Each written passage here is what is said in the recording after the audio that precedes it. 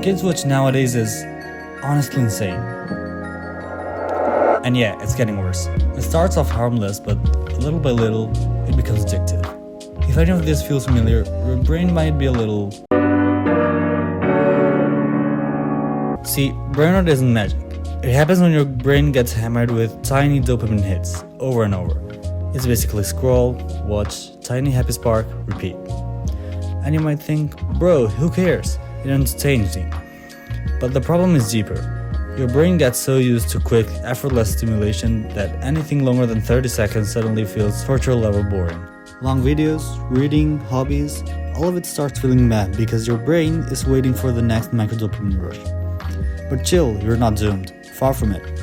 I tried quitting social media for a while and I figured out what actually helps and what absolutely doesn't. So here are 6 super simple steps to escape social media addiction without going full monk mode. Tip number 1, algorithm feedback. It might surprise you, but you can literally train the algorithm. Yep, you can just stop watching top 10 Italian brain compilations and it'll eventually stop throwing them at you. Wild concept, I know. Instead, you can follow channels that don't actually melt your IQ. Some of my favorites are Veritasium, Vsauce, GoHarCan, and Calling the Chat. Absolute bangers, go binge them. Now yeah, these channels also push you through a dopamine loop. But at least you're learning something while your brain gets its hits.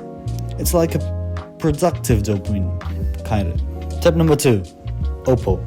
And no, this is not a sponsorship. Opal is just an app I personally use to block certain apps during times when I know I shouldn't be touching my phone. You can use whatever app you want, I'm not your dad. For example, I realized that if I open my phone in the morning, I'm cooked. I scroll a little, then a little more, and boom, I'm late to school again. So I block all entertainment apps for the first 2 hours after waking up. Does it suck? Totally. But honestly, the amount of time and brain cells it saves is totally worth it. Tip number 3, embrace boredom. I used to do this all the time. Every tiny free moment, waiting for a friend, sitting on the bus, an awkward silence, boom, straight to social media. And honestly, that's fine sometimes. A little scroll while you wait isn't evil, but the problem is when it becomes automatic. When your brain grabs your phone before you even realize it. I remember talking to my cousin. Conversation paused for 2 seconds and my hand reached for my phone. That hit me hard. It made me realize just how addictive we've become. Not because we want to be, but because our brains are trained to fill every empty moment with a screen. Next time you reach for your phone, pause, look around. You could spend 2 minutes talking to someone nearby or waste them scrolling. Tip number 4, rebuild your attention. Filling a few random minutes with social media isn't the real problem. The problem shows up when those minutes slowly start turning into hours. Those hours into days. Days into weeks, and weeks into years of your life. Just gone. The easiest fix? Find something better to fill that empty space with. Something that actually gives you energy instead of draining it. Hobbies. Try literally anything new. For me, I've been into programming, music, and basketball lately. And bro, having a hobby feels way better than doom scrolling. Reading. You don't need a giant library or a fancy reading corner.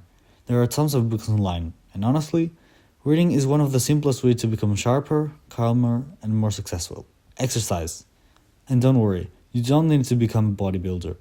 Exercise doesn't have to be intense. Walking alone works wonders. Just moving your body is enough to break the cycle and make you feel human again. Tip number 5, social interaction. There is a weird connection. People who spend a lot of time on screens are more likely to need glasses. But it's not the screens hurting your eyes. It's the lack of sunlight. Spending hours on social media also changes your social life. You might hang out less with friends, not because you want to, but because these apps pull your attention into a screen and make you feel like your social life exists there.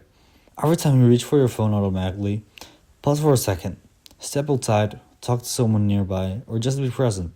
Your eyes, your brain, and your friendships will thank you. Tip number 6, subscribe. I'm trying to reach 100 subs. Congratulations, you've made it until the end of the video. I have a feeling that this is the best video uploaded on my channel until now, so I would appreciate any interaction or suggestions for more videos. Go watch my video on how to be successful as a teenager.